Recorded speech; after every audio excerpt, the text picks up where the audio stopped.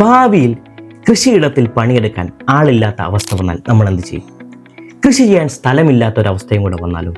എന്താണ് ഇതിന് പരിഹാരം? ഈ ഒരു ഭാവിയിലെ വലിയൊരു പ്രശ്നത്തിന് നല്ല അടിപൊളി ഒരു പരിഹാരം കൊണ്ടുവന്നിരിക്കുകയാണ് ഓട്ടോ സ്റ്റോർ എന്ന വെയർഹൗസ് മാനേജ്മെൻറ്റ് കമ്പനി.